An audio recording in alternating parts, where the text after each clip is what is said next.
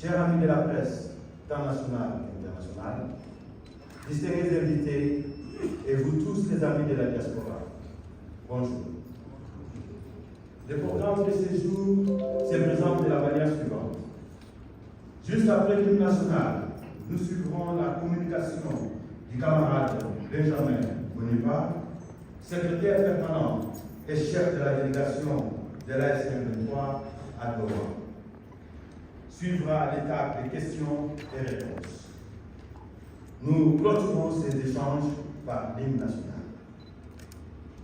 Chers invités, chers camarades, sans plus tarder, je vous invite à vous lever pour observer l'hymne national.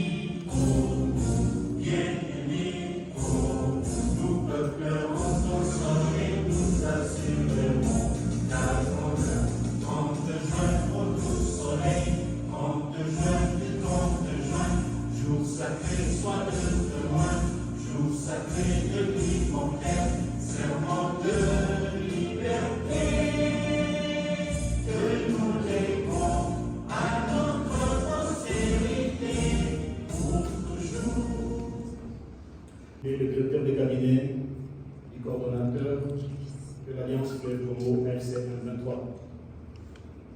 Monsieur le coordonnateur camarade Freddy Kaniki, coordonnateur adjoint en charge des questions économiques, de développement et mobilisation. Nous devons à ce jour restituer la vérité sur les pourparlers des Doha. Vous dire les tenants et les aboutissants depuis qu'on a commencé. Doha 1, Doha 2, Doha 3, Doha 4.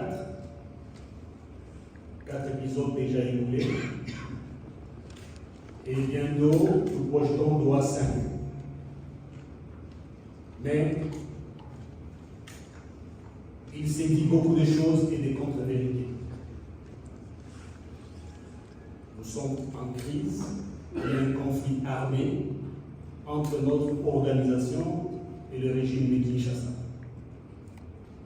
Nous sommes abstenus pour ne pas déformer la population avec des informations qui ne sont pas correctes, pour le besoin de protéger les caractères secrets de dialogue, afin d'aboutir à un résultat qui est pour le bénéfice et le profit de toute la population.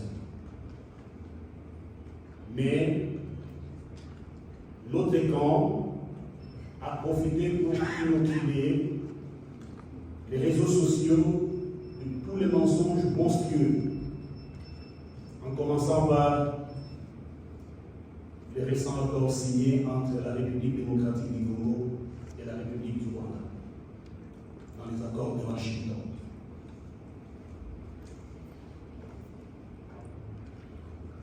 Considérant l'urgence et la nécessité de conclure un cessez-le-feu bilatéral et la mise en œuvre des mesures d'établissement de confiance, afin de créer des conditions propices au dialogue et au règlement politique des conflits de manière permanente.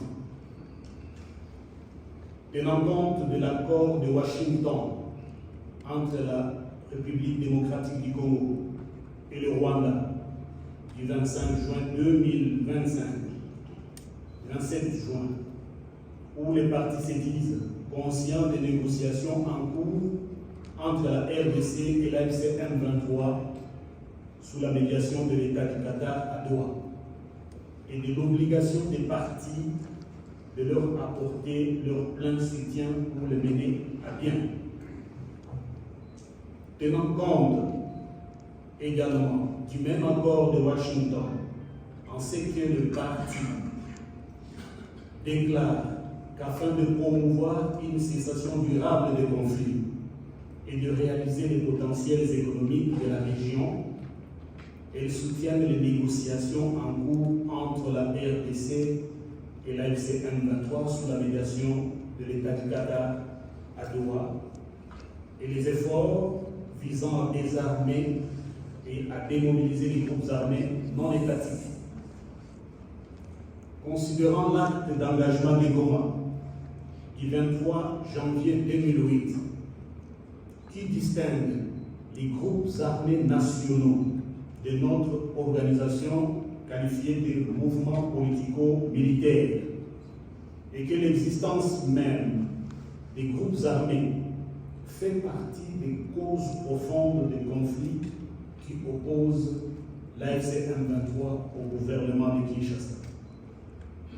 Réaffirmant l'engagement mutuel des parties de poursuivre la mise en œuvre des accords de paix précédents en vertu du principe de la continuité de l'État et celui du pacta sunt servanda.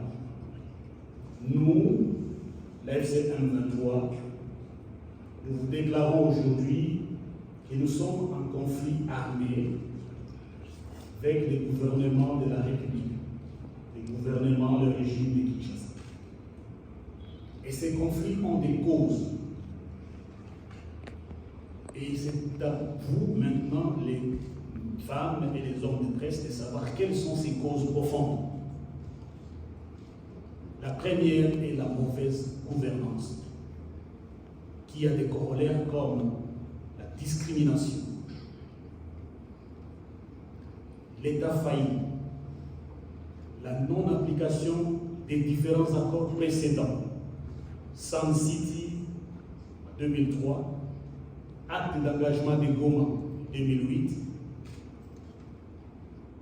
accord du 23 mars 2009, déclaration de Nairobi 2013.